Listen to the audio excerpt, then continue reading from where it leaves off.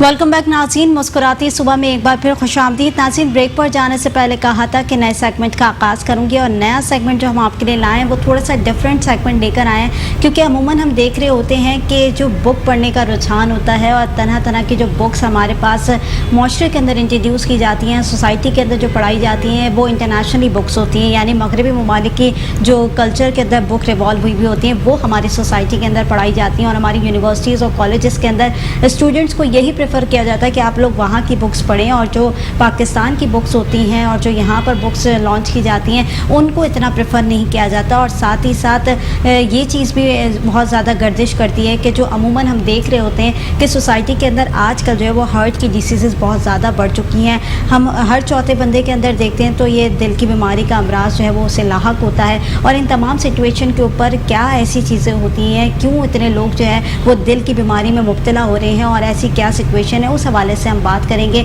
और साथ ही साथ हम ये भी डिस्कस करेंगे कि दिल के अमराज के अंदर कौन कौन सी चीज़ें जो है वो स्टेप बाय स्टेप की जा सकती हैं और कैसे जो है वो दिल के अमराज का पता चल सकता है कि दिल के अंदर कौन कौन सी चीज़ें जो हैं वो या कौन कौन सी बीमारी जो है वो दिल के अंदर मौजूद है, और किस प्रोसीजर से हम लोग गुजर के तमाम चीज़ों को हाईलाइट कर सकते हैं या हमें पता चल सकता है कि दिल के अंदर क्या जो है प्रॉब्लम क्रिएट हो रही है। तो हमारे साथ जो आज प्रोग्राम के अंदर गेस्ट मौजूद हैं वो है डॉक्टर दिलीप कुमार, जो कि ग्रेजुएटेड हैं फ्रॉम लम्स से, जामशोरों से, और FCPS है cardiology training from NICBD Karachi से की है। साथ ही साथ आफ्टर पासिंग FCPS 2 और post fellowship in interventional cardiology, और साथ ही साथ एक बुक के ऑथर भी हैं जिन्होंने बुक लिखी है जिसकी मैं अभी बात करी थी कि हम लोग जो है सोसाइटी की अगर बात करें तो बहुत सारी सोसाइटी में अगर हम देखें तो बुक्स आई हुई हैं लेकिन वो इंटरनेशनली हैं। तो आज इसी मौजू के ऊपर हम बात करेंगे। डॉक्टर दिलीप, आपको वेलकम करूँगी प्रोग्राम के अंदर। सबसे पहले तो ये बताएं कि बुक लिखने का ख्याल कैसे आया कि भाई हमें बुक भी लिखनी चाहिए, क्योंकि एक आप पेशे से कार्डियोलॉजिस्ट हैं और इंटरवेंशनल कार्डियोलॉजिस्ट हैं, तो क्या सोच के जो है वो बुक तैयार की कि भाई यहाँ के बच्चों के लिए ये बुक होनी चाहिए, और इस बुक के अंदर ऐसी क्या खासियत है? असल में ये बुक जो लिखी है मैंने वो लिखी है परक्यूटेनियस कोरोनरी इंटरवेंशन, जिसको हम कहते हैं एंजियोग्राफी एंजियोप्लास्टी जो करते हैं हम। तो ये सेकंड फेलोशिप थी। फर्स्ट फेलोशिप आप जनरल कार्डियोलॉजी में करते हैं जो भी FCPS पार्ट 1 देने के बाद, and then you do the second fellowship in interventional cardiology.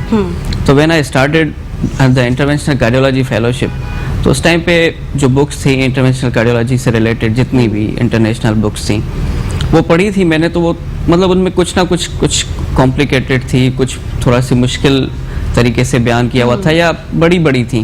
तो वो इतना टाइम बिजी शेड्यूल होता है, इतनी लंबी ड्यूटीज़ होती हैं डॉक्टर की, ऑन कॉल होते हैं, तो इतना टाइम नहीं निकाल पाते कि वो उस किताब को सही से पढ़ सकें during the 2 years fellowship in interventional cardiology. तो फिर मैंने उसको जब वो बाकी बुक्स देखा, थोड़ा सा पढ़ा आफ्टर इनिशिएटिंग माय फेलोशिप, तो मैंने रियलाइज़ किया कि why not I should write the book on this. तो फिर यही बात मैंने हमारे मेंटोर हैं सर ताहिर सगीर साहब, उनसे भी डिस्कस की थी, और उनसे डिस्कस करने के बाद मैंने फिर आइडियाज़ लगाए अपने कि मैं किस तरह से इसको सिंपल कर सकता हूँ ताकि लोगों को जल्दी पढ़ भी लें और बहुत सारी चीज़ें गेन भी कर लें। तो इसमें मैंने जो मेरी बुक है ये यूनिक है, इसका जो फॉर्मेट है, आइडिया है, जो थीम है वो डिफरेंट है from all the international books. इसको मैंने ऐसे लिखा था जैसे कि जो है वो छोटी छोटी लाइनें, बुलेट पॉइंट्स होते हैं, उसमें लिखा था ताकि वो जल्दी से इजीली समझ आ सके, और स्टेप वाइज लिखा है बिल्कुल। और हर उस जो है वो पॉइंट को, टेक्निक को नीचे इलस्ट्रेशंस जो तस्वीरें हैं, इमेजेस हैं, उससे डिस्क्राइब किया है ताकि वो समझने में आसानी हो सके। ठीक है, आप जरा अपनी बुक भी शो कर दें, क्योंकि हमारे जितने व्यूवर्स हैं वो जरा देख लें कि कितनी मोटी बुक इन्होंने लिखी है। और इसके लिए मैं सबसे पहले तो डॉक्टर दिलीप आपसे पूछूंगी कि इतना मटेरियल कहाँ से आया, और बड़ा दिमाग चाहिए होता है बुक लिखने के लिए, कितनी सालों की मेहनत है आपकी? एक्चुअली इस पे मुझे 1 साल ही लगा था, लेकिन जो आइडिया आया था वो मैंने जैसे बताया कि वो तकरीबन 7-8 महीने तक, तो सिर्फ 1 साल के अंदर आप, उससे पहले 6 महीने लगे थे आइडिया डेवलप करने में कि कैसे लिखूं, क्या करूं, थीम क्या होनी चाहिए, इसको यूनिक कैसे बनाऊं ताकि एटलीस्ट इंटरनेशनल बुक से उनसे डिफरेंट तो हो मेरी बुक। अदरवाइज अगर वो सेम ही मैं लिख रहा हूँ उन्हीं की चीज़ें बिल्कुल एज इट इज़ करके, तो उसका कोई फ़ायदा नहीं है। सही। तो ये सोचते सोचते तकरीबन जो है वो मटेरियल देखते और अराउंड 6-7 मंथ्स तो इसी में लग गए एंड आफ्टर दैट जो है वो 1 ईयर पूरा लगा मुझे इसको कंपाइल करने में। तो कैसे टाइम निकाला, यानी पूरा 1 ईयर आपने इस बुक को दिया, तो कैसे टाइम मैनेज किया, बाकी चीज़ों को कैसे मैनेज किया कि भाई इसका मटेरियल भी निकालना है और बुक को भी कंप्लीट करना है, क्योंकि 1 year is very short time. मैंने देखा है कि जो ऑथर होते हैं, बुक लिख रहे होते हैं, उनको 6-6 साल भी हो जाते हैं, 5-5 साल का अरसा भी गुजर जाता है, और आपने 1 साल के अंदर इतनी मोटी बुक लिख दी, वो भी मेडिकल की, कार्डियोलॉजी की, यानी हार्ट के इतनी सारी प्रॉब्लम्स इसके अंदर आपने ईजिली बयान कर दी। देखिए ऐसे होता है कि डेडिकेशन चाहिए, कंसिस्टेंसी चाहिए, और मैं इसको जो है वो डेली टाइम देता था। डेली रात को, इवन अगर मतलब मेरे स्लीप आवर्स कम हो जाएं, आई डोंट माइंड, लेकिन मैं इसको टाइम डेली देता ही देता था। अगर दिन में कभी दे सकूं तो ठीक है, वरना रात को बैठ के जो है वो इस पे मैं काम करता था। अच्छा, जो स्टूडेंट्स हैं, जो यूनिवर्सिटीज़ के अंदर मेजॉरिटी मेडिकल के स्टूडेंट्स होते हैं, जो पढ़ रहे होते हैं, उनके लिए बुक कितनी फ़ायदेमंद साबित हो सकती है? आप ये बुक ज़रा दिखा भी दें, हमारे जितने भी यूनिवर्सिटीज़ के बच्चे हैं वो देख रहे हों, और अगर उनको प्रॉब्लम हो रही हो किसी सिलेबस को फाइंड आउट करने में, या कोई स्टोरी फाइंड आउट करने में, या कोई कहते हैं ना हार्ट की कोई प्रॉब्लम अगर इन्होंने आइडेंटिफाई करनी हो, तो वो इस बुक के अंदर सब कुछ अवेलेबल है। देखिए इसमें एक चीज़ तो ये है कि ये जो प्योर मेडिकल स्टूडेंट्स जो MBBS के हैं, उनको इससे इतना कोई खास फायदा नहीं। ओके ओके, क्योंकि ये एक स्पेशलाइज्ड इसका टाइटल ज़रूर दिखाइएगा जितने भी हैं, और इसका नाम भी ज़रा पढ़ के बता दें, क्योंकि जितने भी हमारे स्टूडेंट्स देख रहे हैं, कम से कम एटलीस्ट उनको ये पता हो कि किस तरीके से ये बुक जो है वो कहाँ कहाँ पर स्टोर पर अवेलेबल है, और उनकी प्रॉब्लम्स हल हो सकती हैं इस बुक के ज़रिए। तो एक तो ये है कि ये जो है वो स्पेशलाइज्ड बुक है, तो ये मेडिकल स्टूडेंट्स को इससे इतना खास फायदा नहीं होगा। हालांकि वो पढ़ सकते हैं जिनको मतलब इंटरेस्ट हो बहुत ज़्यादा, जो इस फील्ड से जिनको रिलेटेड वो आगे जाके करना है, तो वो देख ज़रूर सकते हैं। अदरवाइज ये फ़ायदा होगा उनको जो रेजिडेंट्स हैं कार्डियोलॉजी के, या जो कार्डियोलॉजी के फेलोज हैं, जो कार्डियोलॉजी से रिलेटेड हैं, उनको फायदा होगा। या जो कहते हैं ना कि अपनी क्या इसी तरीके से फ्यूचर इस तरफ आप रिवॉल्व जो कर रहे हो, सोच रहे हैं कि ये फील्ड ऑप्ट करनी है और इंटरेस्ट है, तो ऐसे ही पढ़ना चाहते हैं, तो ठीक है, वरना फायदा ये उनको होगा जो रेजिडेंट्स हैं कार्डियोलॉजी के या फेलोज हैं। ठीक है, जैसे कि मैंने स्टार्टिंग में भी बोला कि हमारे कंट्री के अंदर यही कल्चर है कि हम लोग इंटरनेशनली बुक को ज़्यादा प्रेफर करते हैं, मगरबी ममालिक की जो बुक्स होती हैं उनको ज़्यादा प्रेफर करते हैं एज़ कम्पेयर टू पाकिस्तानी। और जिस तरीके से आपने अभी बुक लिखी है, तो आप क्या समझते हैं कि मेडिकल स्टूडेंट्स कितने % जो है वो पाकिस्तानी बुक्स को अवेल कर रहे होते हैं? एक तो हम लैकिंग हैं इस चीज़ में ना, कि हमारी जो है वो हमारे ऑथर्स या जो हमारे प्रोफेसर्स हैं, उनकी लोकल बुक्स इतनी ज़्यादा हैं नहीं जिसको मेडिकल स्टूडेंट्स या रेजिडेंट्स फॉलो कर सकें। तो we are lacking in this field ना एक्चुअली, और मे बी इसलिए क्योंकि इस पर टाइम ज़्यादा लगता है, डेडिकेशन चाहिए, फुल टाइम आपको बैठना पड़ता है। बट अगर मतलब हमारे जो भी हैं फील्ड स्पेशलिस्ट या जो भी टॉपिक, जो सब्जेक्ट स्पेशलिस्ट हैं जिस चीज़ के भी, वो फोकस करें, वो एक अच्छी चीज़ दे सकते हैं, जो कि वो वेस्टर्न कंट्रीज़ की बुक्स हैं, इवन इंडियन ऑथर्स भी हैं जो कि किताबें लिखते हैं। तो अगर हम लिखेंगे तो डेफिनेटली हमारे जो रेजिडेंट्स हैं, जो स्टूडेंट्स हैं, वो फॉलो करेंगे। तो आप क्या समझते हैं जो हमारी सोसाइटी है उसके अंदर की बुक्स का रिवाज ज़्यादा इन है, या as compare to detail book होनी चाहिए कि जिसके अंदर ब्रीफली सब कुछ डिस्क्राइब किया जाए, या की book is okay for us? नहीं, हम आपकी बात सही है कि एक तो शॉर्टकट्स पे थोड़ा सा ज़्यादा बिलीव करते हैं, तो छोटी छोटी किताबें तो फिर भी हम लिख ही देते हैं। हमारे काफ़ी जो है वो जो ऑथर्स हैं पाकिस्तानी, वो छोटी छोटी बुक्स तो लिख देते हैं, लेकिन डिटेल्ड बुक नहीं है। उसकी देखें कुछ वजूहात भी हैं। एक तो ये है कि उतने आपके रिसोर्सेज यहाँ पे अवेलेबल नहीं है, उतनी फंडिंग अवेलेबल नहीं है। जैसे आप देखते हैं ना, बाहर की कोई भी एक जो बड़ी किताब होती है उसमें 50-50 जो है वो ऑथर्स होते हैं, प्रोग्राम डायरेक्टर्स होते हैं बड़े बड़े, और हमारे पास तो उस तरह का ऐसा कुछ भी नहीं है। दूसरा, उनकी इंस्टीट्यूशनल फंडिंग होती है, रिसोर्सेज बहुत ज़्यादा अवेलेबल होती हैं। हमारे पास तो मैंने जब 3D इलस्ट्रेशंस जो होती हैं, जो अच्छी इमेजेस होती हैं, वो बनाने के लिए पाकिस्तान में कोई अलग से हम कहें कि मिल जाए, वो बंदा नहीं मिल रहा था। अच्छा। हाँ, तो वो अगेन कॉपी पेस्ट से आपको बचाना होता है। तो मतलब we are lacking in many things. तो इस पे अगर हम फोकस करें तो हम मतलब हो सकता है, सब कुछ हो सकता है, लेकिन टाइम देना पड़ेगा। एंड बिल्कुल है, इस तमाम चीज़ों के ऊपर टाइम देने की ज़रूरत है, वरना पाकिस्तानी लोग किसी से कम नहीं है। यहाँ पे टैलेंट की कमी नहीं है, बहुत टैलेंटेड लोग हैं पाकिस्तान के अंदर, लेकिन बस थोड़े से रिसोर्सेज बढ़ाने की ज़रूरत है। नाज़रीन, एक छोटी सी ब्रेक की तरफ जाऊँगी, ब्रेक से वापस आऊँगी, देखते रहिए मुस्कुराते सुबह।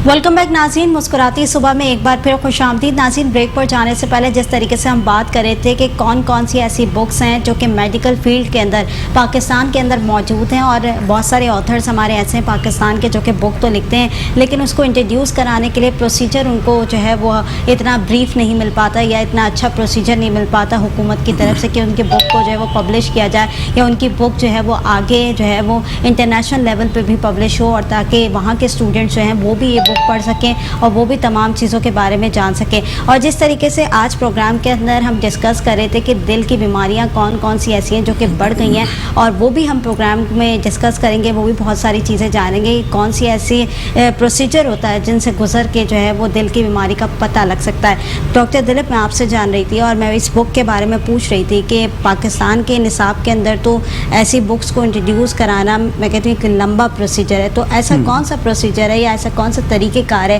कि इन बुक्स को सिलेबस के अंदर भी जो है वो इंक्लूड करा सकते हैं? जैसे देखें, ये हैं स्पेशलाइज्ड बुक्स हैं, तो कार्डियोलॉजी लेवल पे, इंटरनेशनल कार्डियोलॉजी लेवल पे, तो इस लेवल पे इन बुक्स को जो है वो सिलेबस में, मतलब वो सिलेबस नहीं होता है। जैसे जो भी कार्डियोलॉजिस्ट हैं या इंटरवेंशनल कार्डियोलॉजी फेलोज हैं तो वो अपने हिसाब से अपनी बुक्स पढ़ते हैं। कोई भी एक बुक जो बड़ी होती है, जैसे इसमें टोपोल है, टेक्स्ट बुक ऑफ इंटरवेंशन, तो उसको फॉलो करते हैं, लेकिन मोस्ट ऑफ टाइम मतलब हम पढ़ नहीं पाते हैं उस किताब को, तो सिलेबस मतलब होता नहीं है इस लेवल पे। सही, यानी आप अपने हिसाब से किताब चूज करते हैं। ये ऐसा हो सकता है कि आप पढ़ने के लिए जो है वो इसे चूज कर सकते हैं, ठीक है, ताकि आपके मतलब नॉलेज के लिए मजीद जो है वो आपके इजाफा हो सके, और इसमें बहुत सारी चीज़ें ऐसी हो सकती हैं जो कि दीगर बुक्स में ना हो, इस बुक में अवेलेबल हो, ठीक है। और अगर हम पाकिस्तान की बात करें तो कौन कौन से स्टोर्स पर इस वक्त आपकी बुक अवेलेबल है, और अगर हम इंटरनेशनल लेवल की बात करें तो वहाँ पर अगर कोई मेडिकल का स्टूडेंट आपकी बुक पढ़ना चाहे तो क्या प्रोसीजर होगा और वहाँ पर कब अवेलेबल होंगी? एक तो ये सारी जो पाकिस्तान के बड़े मेडिकल बुक शॉप्स हैं उस पे अवेलेबल है। ये निश्तर पब्लिकेशंस वालों ने पब्लिश की इस किताब को। और दूसरा, इंटरनेशनल जो जाने का एक तरीका ये होता है कि आप इसको डिजिटल कर दें, मतलब कि ऑनलाइन कर दें, ठीक है, तो that will be very easy for the international readers to read that book and approach that book ना। तो उसके लिए यही है कि अब इस किताब को जो है वो मैं ट्राई करूंगा कि इसको जो है वो मैं इसकी कॉपी थोड़ी और फर्दर क्लियर करके डिजिटल या ऑनलाइन दे दूं कहीं। यानी आपका इन फ्यूचर प्लान है कि इसको ऑनलाइन की तरफ लेकर जाएंगे? जी बिल्कुल। अच्छा, जैसे कि मैं बात करी थी कि दिल की बीमारियां बड़ी जो है वो बढ़ गई हैं, आई रोज़ में देख रही हूँ कि हर एक बंदा छोड़ के जो है दूसरा बंदा और यंग बंदा जो है वो दिल की बीमारी में मुब्तला हो रहा है, तो आप क्या समझते हैं, क्या वजूहात हैं?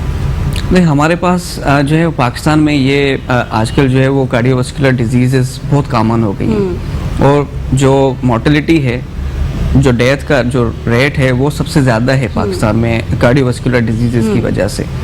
बहुत सारे फैक्टर्स होते हैं जो मिल के जो है वो ये मतलब करवाते हैं आपकी डिजीज़। उसमें आपका लाइफस्टाइल है, सेडेंटरी लाइफस्टाइल है आजकल जो हम डाइट है, एक तो हमारी डाइट अच्छी होती नहीं है, और दूसरा जो मिलती भी है वो भी वी डोंट नो कितनी मिक्स डाइट होती है, और दूसरा हम खुद जो है वो इतने केयरिंग भी नहीं होते रिगार्डिंग द डाइट ना।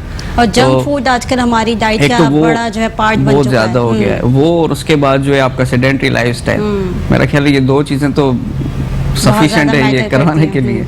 और तीसरा स्ट्रेस है, पॉवर्टी लेवल है, तो ये छोटे छोटे फैक्टर्स मिलके जो है फिर वो कोई डिजीज हो जाती है, जैसे डायबिटीज हो गई, हाइपरटेंशन हो गई, स्मोकिंग है, तो स्ट्रेस में स्मोकिंग भी जो है वो बहुत ज़्यादा होती है।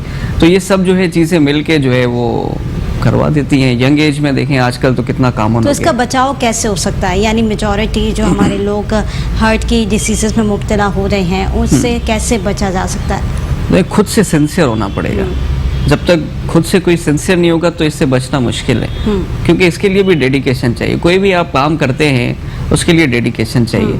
आपको जो है वो डाइट पे कंट्रोल करना, जाहिर है कि आपके सामने अच्छी अच्छी चीज़ें रखी हुई हो, मतलब यू कांट कंट्रोल, बिल्कुल, तो उसके लिए आपका खुद पे कंट्रोल होना और डेली खुद को टाइम देना, जिम जाना या वॉक करना, वॉकिंग ट्रैक पे जॉगिंग करना, तो ये बहुत इंपॉर्टेंट है। अगर स्मोकिंग कर रहे हैं तो एटलीस्ट स्मोकिंग तो छोड़ दें, जो अपने हाथों में चीज़ें उसको तो करे बंदा, ठीक है। तो आई थिंक ये इससे ही जो है वो बहुत ज़्यादा जो रेट है वो नीचे इसका वो आएगा। नीचे आ जाएगा। ठीक है, बीइंग अ कार्डियोलॉजिस्ट आपके पास भी बहुत सारे केसेस आप स्टडी करते होंगे, अपने रिसर्च के अंदर भी आपने बुक भी लिखी है, रिसर्च भी बड़ी की होगी कि जी, भाई बिल्कुल। दिल के अमराज में लोग मुब्तला क्यों हो रहे हैं और क्या वजूहात सामने आई हैं। मैंने एक वजूहात देखी है कि बीपी का आजकल बड़ा इशू है, यानी ब्लड प्रेशर आजकल मैं देख रही हूँ कि यंग बंदों को भी बहुत कॉमनली हो रहा है हाई ब्लड प्रेशर। पहले ऐसा होता था कि भाई हाई ब्लड प्रेशर है, ये कैसे हो गया, बहुत छोटी ज़्यादा एज में तो वियर्ड हाँ। समझा जाता था कि हाई ब्लड प्रेशर ये तो बड़ी एजेस के लोगों को होता है कि कोई टेंशन ले ली, कोई जो है परेशानी अपने ऊपर सवार कर ली तो ये सारी से।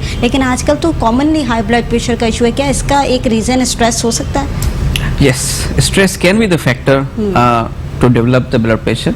But again ये सिर्फ स्ट्रेस ही नहीं है, बाकी बहुत सारी चीज़ें हैं। इवन ये जो डाइटरी कंट्रोल है, जो सेडेंटरी लाइफस्टाइल है, ये भी तो आपका जो है वो ये करवाती हैं, ब्लड प्रेशर को बढ़ाती हैं, हाइपरटेंशन हो जाता है इससे भी, डायबिटीज़ हो जाती है इससे भी। तो ये सारी चीज़ें मिलके जो है वो फिर अगेन ये रिस्क फैक्टर और बढ़ गया। किसी को हाइपरटेंशन हो गई, डायबिटीज़ हो गई, स्मोकिंग कर रहा है, तो अगेन ये फिर आपके जो कार्डियक डिजीजेज हैं, कार्डियोवास्कुलर डिजीजेज हैं, उसका जो है वो अगेन वो बढ़ा देती हैं कि वो ठीक। You know prone to develop cardiovascular ठीक है, हार्ट की डिसीज़ को अगर आइडेंटिफाई करना हो या उसको डायग्नोस करना हो तो किन किन प्रोसीजर से गुजरना पड़ता है? क्या एंजियोग्राफी या एंजियोप्लास्टी एक ऐसी चीज़ें हैं जो कि सर्जरी से बचा सकती हैं? देखिए, एंजियोग्राफी तो एक टेस्ट है जिससे आपको सिर्फ और सिर्फ शरीयानों का पता चलता है, और ये इन्वेजिव टेस्ट है तो इस पे फौरी जाने की ज़रूरत नहीं होती है। डिपेंड करता है कि अब वो पेशेंट किस क्लिनिकल स्टेटस में मतलब आपके पास आया है। अगर एक already stable coronary artery disease है तो उसमें तो पहले नॉन इन्वेजिव टेस्ट होती है। नॉन इन्वेजिव का मतलब ये तो आपने जो ना इन्वेजिव जाते हैं, शरीयानों के थ्रू जाके दिल की शरीयानों को देखते हैं, तो एक तो बगैर जाए भी आप देख सकते हैं। और अगर आप आई इमरजेंसी स्टेटस में तो डेफिनेटली फिर आपको जो है वो उसमें फिर आप इन्वेजिव एंजियोग्राफी। तो आप क्या समझते हैं कि हर दिल के मरीज वाले बंदे को एंजियोग्राफी कराना लाजमी है? नहीं नहीं, ऐसा नहीं है कि हर दिल का मरीज जो है एंजियोग्राफी कराए, ऐसा नहीं है। यानी जरूरी नहीं? जरूरी नहीं है, वो डिपेंड करता है ना कि आपका जो स्टेटस, क्लिनिकल स्टेटस जिस वक्त आप डॉक्टर के पास जाते हैं, पेशेंट की कंडीशन पे डिपेंड करता है। उस पर डिपेंड करता है। ठीक है, तो आप ये कह रहे हैं कि दिल की बीमारी जो है वो मोस्टली इन चीज़ों से नहीं गुजरती, वो पेशेंट की कंडीशन के ऊपर डिपेंड करता है कि कौन सा पेशेंट जो है किस नोयत का है,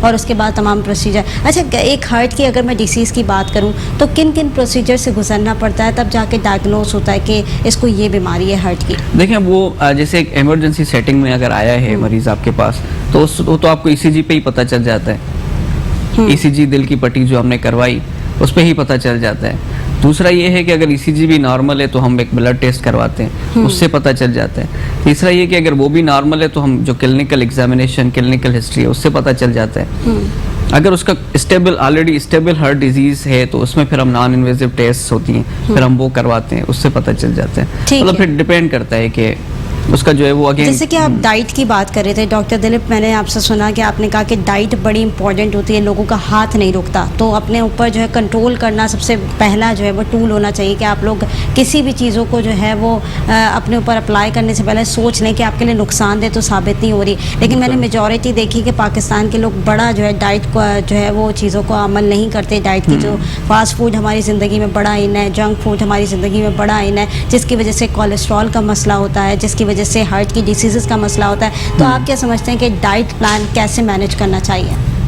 देखिए, ये जंक फूड्स हैं, जो बेकरी के आइटम्स हैं, या जो ये मीट है गोश्त से, इसको अगर हम चलें ख़त्म तो नहीं कर सकते अपनी लाइफ से, डेफिनेटली कम तो कर सकते हैं। अगर आप हफ्ते में एक आध दफ़ा खा लें गोश्त से, आप मीट है वो महीने में 1 या 2 दफ़ा खा लें, इस तरह से कम तो कर सकता है ना एक नॉर्मल हेल्दी बंदा। ख़त्म तो बिल्कुल डेफिनेटली मुश्किल है कि वो बिल्कुल ही बंद कर दे, तो वो ज़िंदगी का मज़ा भी तो ख़त्म हो जाएगा। बिल्कुल ऐसी बात है। हफ्ते में 1 दफ़ा खाए। तो कोलेस्ट्रॉल के कितने % पेशेंट ऐसे होते हैं जो कि आप लोग के पास आते हैं और उनकी सबसे पहली शिकायत क्या होती है? कोलेस्ट्रॉल इटसेल्फ तो आपको करवाने से, ब्लड टेस्ट होता है वो करवाने से पता चलता है कि कोलेस्ट्रॉल बढ़ा हुआ है। ठीक। अदरवाइज तो आप उसका देखते हैं, बॉडी हैबिटस देखते हैं, उसकी जो है वो सेंट्रल ओबेसिटी देखते हैं, जो आजकल तो कॉमन है ना, पेट निकल रहा है, बिल्कुल। तो इससे आप अंदाज़ा लगाते हैं। बाकी तो फिर डेफिनेटली आप ब्लड टेस्ट करवाते हैं। ठीक है डॉक्टर दिलीप, जितने भी हमारे व्यूवर्स हमें देख रहे हैं उनको क्या लास्ट मैसेज देना चाहेंगे? बस ये है कि अकॉर्डिंग टू हेल्थ अपने खुद के साथ सिंसियर हों, देन यू कैन जो है वो केयर योरसेल्फ। ठीक है, बहुत शुक्रिया डॉक्टर दिलीप, प्रोग्राम के अंदर आपने वक्त दिया। नाज़रीन, ये सेगमेंट इसलिए रखा था ताकि जो भी दिल के पेशेंट है या जिनको भी कोई भी बीमारी जो है वो दिल की लाहक हुई भी है, तो वो खुदारा अपने लिए परहेज़ करें, क्योंकि कहते हैं ना जान है तो जहान है। आपकी हेल्थ बड़ी इंपॉर्टेंट है, तो वो अगर आप लोग आज कंट्रोल करेंगे अपने हाथ के ऊपर या अपनी डाइट के ऊपर, तो आपकी ज़िंदगी का रेशो जो है वो बढ़ जाएगा, ग्राफ बढ़ जाएगा। तो अपनी ज़िंदगी अपने लिए नहीं तो इर्द गिर्द के लोगों के लिए जिएँ, क्योंकि आपकी ज़िंदगी बहुत इंपॉर्टेंट है और आप लोग की ज़िंदगी के लिए ही दूसरे लोग भी जी रहे होते हैं। तो नाज़रीन, सेगमेंट का वक्त ख़त्म हो गया, एक छोटी सी ब्रेक की तरफ जाऊंगी, ब्रेक के बाद नए सेगमेंट का आगाज़ करूंगी। देखते रहिए मुस्कुराते सुबह।